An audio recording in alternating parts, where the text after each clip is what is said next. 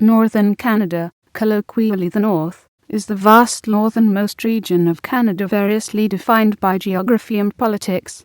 Politically, the term refers to three territories of Canada: Yukon, Northwest Territories, and Nunavut. Similarly, the far north may refer to the Canadian Arctic, the portion of Canada north of the Arctic Circle, and lies east of Alaska and west of Greenland. For some purposes, northern Canada may also include northern Quebec and northern Labrador.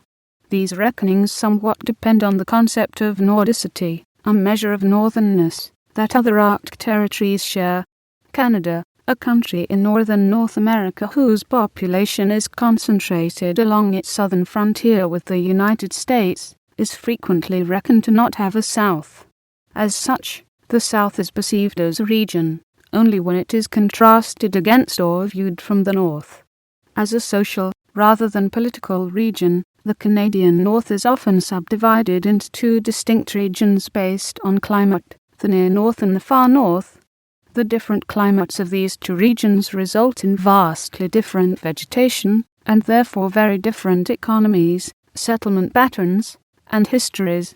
The near North or subarctic is mostly synonymous with the Canadian boreal forest, a large area of evergreen-dominated forests with a subarctic climate. This area has traditionally been home to the indigenous peoples of the subarctic, that is the First Nations, who were hunters of moose, freshwater fishers and trappers. This region was heavily involved in the North American fur trade during its peak importance, and is home to many copywriters people who originated in that trade. The area was mostly part of Rupert's Land, or the Northwestern Territory, under the nominal control of the Hudson's Bay Company from 1678 circumflex 1869. The HBC's claim was purchased by the Canadian government in 1869, and shortly thereafter the government made a series of treaties with the local First Nations regarding land title. This opened the region to non-native settlement, as well as to forestry, mining, and oil and gas drilling. Today several million people live in the near North, around 15% of the Canadian total. Large parts of the near North are not part of Canada's territories, but rather are the northern parts of the provinces, meaning they have very different political histories as minority regions within larger units. The far north is synonymous with the areas north of the tree line, the barren grounds and tundra. This area is home to the various subgroups of the Inuit, a people unrelated to other Aboriginal peoples in Canada. These are people who have traditionally relied mostly on hunting marine mammals and caribou, mainly barren ground caribou, as well as fish and migratory birds.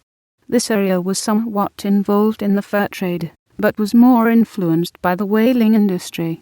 This area was not part of the early 20th century treaty process, and Aboriginal title to the land has been acknowledged by the Canadian government with the creation of autonomous territories instead of the Indian reserves of further south. Very few non-Aboriginal people have settled in these areas, and the residents of the far north represent less than 1% of Canada's total population. The far north is also often broken into west and eastern halves.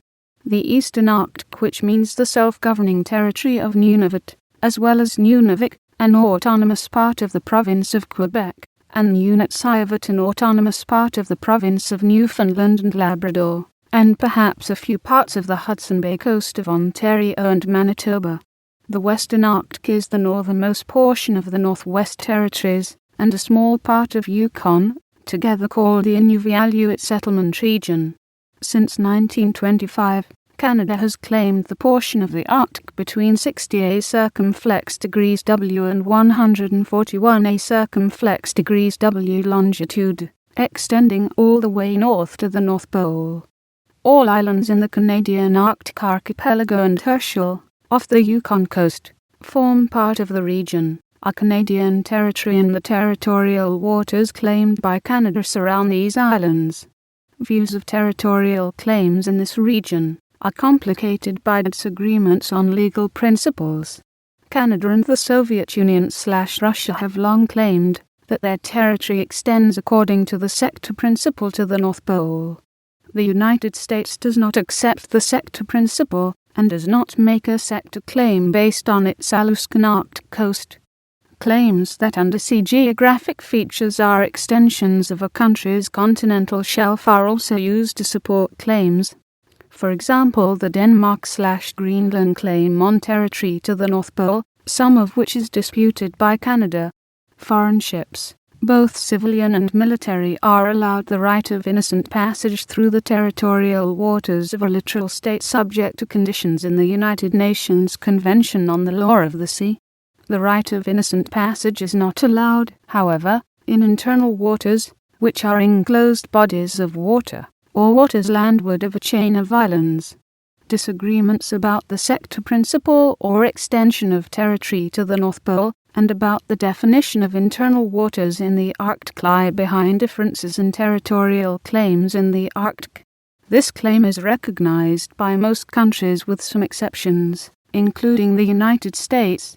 Denmark, Russia, and Norway have made claims similar to those of Canada in the Arctic, and are opposed by the European Union and the US.